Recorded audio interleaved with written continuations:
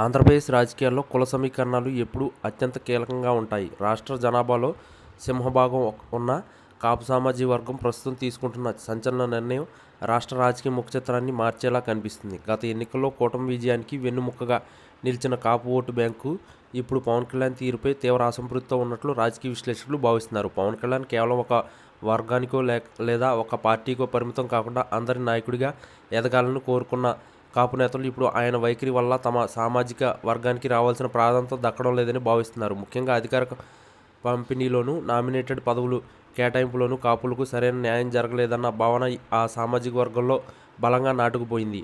ఇదే క్రమంలో కాపు సామాజిక వర్గ నేతలు జిల్లాల వారీగా రహస్య సమావేశాలు నిర్వహిస్తూ ఒక సంచలన నిర్ణయం వైపు అడుగులు వేస్తున్నారు. కేవలం జనసేనను నమ్ముకుంటే రాజకీయంగా ఎదగలేమని భావిస్తున్న కొందరు కీలక నేతలు సొంతగా ఒక ఐక్య కార్యాచరణకు రూపొందించుకుంటున్నట్లు తెలుస్తుంది. ఈ పరిణామం పవన్ కళ్యాణ్కు పెను సవాల్గా మారనుంది.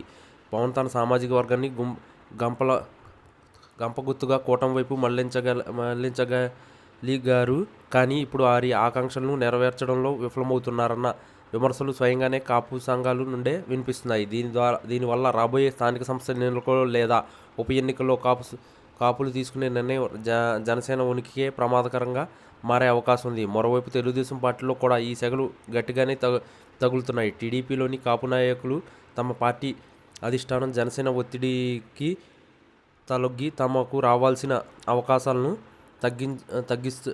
తగ్గించేస్తుందని ఆవేదన వ్యక్తం చేస్తున్నారు. నియోజకవర్గ స్థాయిలో టీడీపీ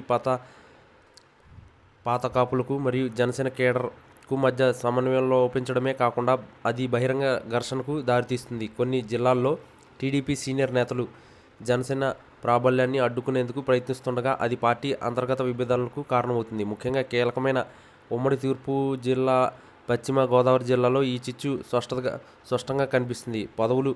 పదవుల విషయంలో ఇరు పార్టీల మధ్య జరుగుతున్న పోరు చివరకు రాష్ట్ర ప్రభుత్వ భవిష్యత్తుపై కూడా ప్రభావం చూపేలా ఉంది. కాపులు ఏకమవుతూ తీసుకుంటున్న ఈ నిర్ణయం వెనుక ఇతర పార్టీల వ్యూహాలు కూడా ఉన్నాయనే ప్రచారం జరుగుతుంది.